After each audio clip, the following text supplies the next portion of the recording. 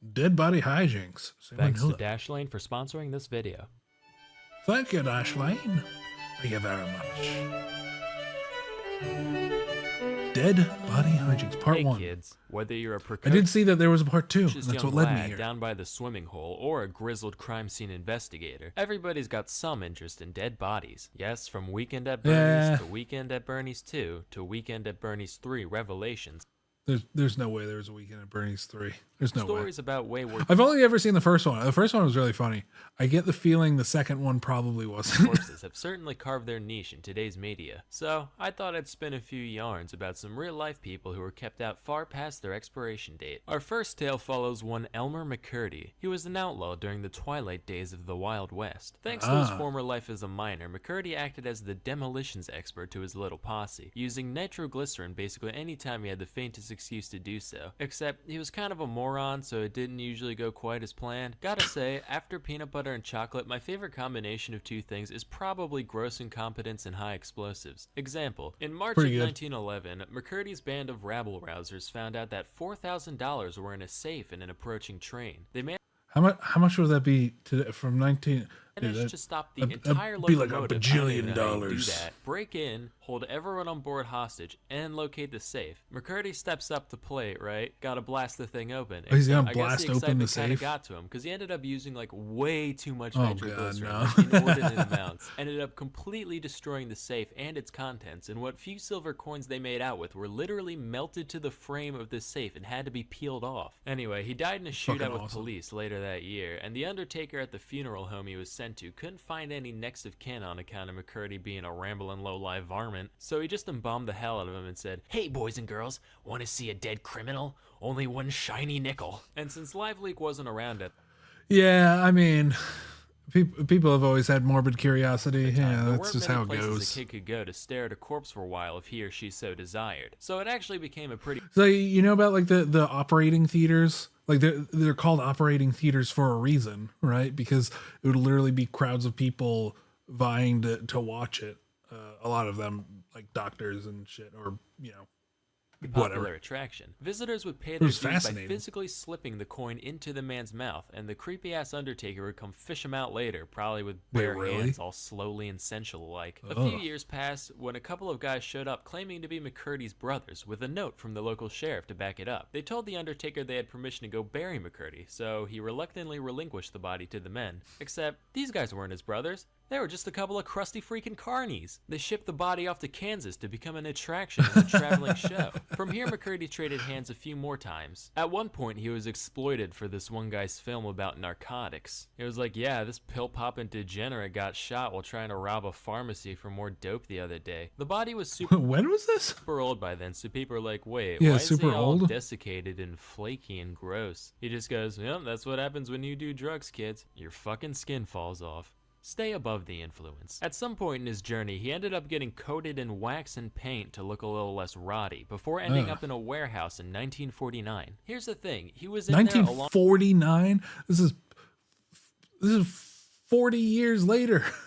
alongside some actual wax figures. And after Right? spending It was 1910, right? Where he died? 19 years in storage, nobody knew he was a real corpse anymore. So he ended up getting sold in 1968 as a mannequin to one Spoony Singh, owner of the Hollywood Wax Museum. He tried to lend the guy out a couple times during his stay, but people found him too gross or unrealistic looking for whatever purposes they had in mind. So he ended up getting sold again and used as a prop of a hanged man at the Pike Amusement Zone in their Funhouse ride, with zero knowledge that he was an actual dead criminal. It That's wasn't until insane. 1976, 65 Holy fucking shit. years after his death, that an episode of The $6 Million Man was being filmed at the complex, and a stagehand tried to move the prop around, only to have its arm break off in his hand. He was like, ugh, lousy stiff. Wait a minute, that's curious. This mannequin's got human flesh and bones inside of it. Wait a minute. Uh-oh. The autopsy confirmed what everyone present at the time suspected. By this point, the body was so dried out and stale that it only weighed 50 pounds, which makes me think we should start a radical... Wait, it was 76 from 1910 to 76. Just like that's like a human lifespan of this dude's corpse being just passed around. new fad diet where we just get people to mummify parts of their body. Like, Jenny, guess what? I just lost 30 pounds in 5 days. Wow, holy heck, how'd you do that? They call it the Egyptian cleanse. Anyway, with that, McCurdy was finally laid to rest back in his homeland of Oklahoma, and that film crew's lives were never the same again. Flash.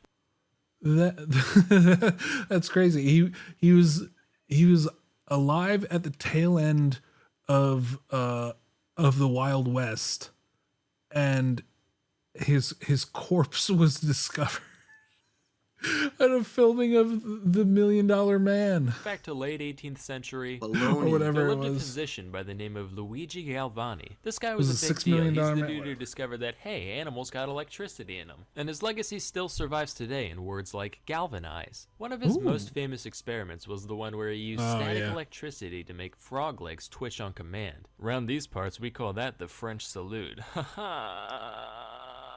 Stereotypes funny. Well, in 1803, his nephew, Giovanni Aldini, said, hey, that's pretty nifty and all, but what if we tried it on people? So the city of London was like, hey, now you're thinking with portals. One freshly executed criminal coming up. Aldini gathered a crowd and applied 2 diodes to the corpse's head, causing his face to scrunch up and one eye to flick open. Aldini was a showman, though. He wanted some real action. So he then put the current through opposite points in the body, which made the whole thing flail around like Pinocchio in heat. Now, today we know he was just exciting the dead muscles, right? Yeah. But the people who were watching had no idea what was going on. So they were like, Jesus Christ, this guy's a fucking necromancer. Quick, go get grandma. Maybe we can get in the way after all. Fun fact, this experiment actually ended up serving as inspiration for Mary Shelley's Frankenstein, which makes me wonder what other famous novels were based on real-life events. Was a white whale ever pursued by a vengeful sea captain? Was there actually a mentally handicapped migrant worker who liked hugging rabbits to death? Was there ever a human soul as profoundly asinine and willfully ignorant as Amelia Bedelia? No way. God, I hate refuse her to believe glassy-eyed it. face so fucking much. I just want to mash it into a running waffle maker, be like, ha. She is really annoying. I haven't thought of Amelia Bedelia since first grade. Isn't that ironic? Grab her by her vacant fucking head, throw her out of a 747 and say, hey, why didn't you shoot yourself when you had the chance? Get it! Get it? Anyway, one thing... the one that I always remember throughout my entire life is just like her. She was given instructions to draw the curtains, and she drew them.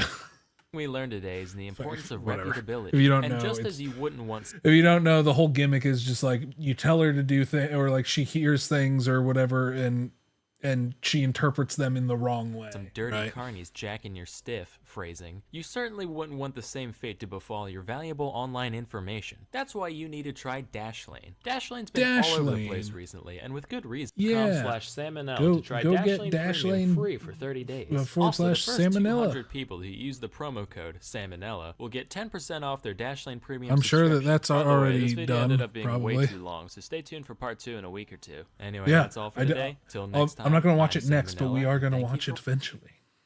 I'll save it. I have it in my watch later. Everybody go like and subscribe.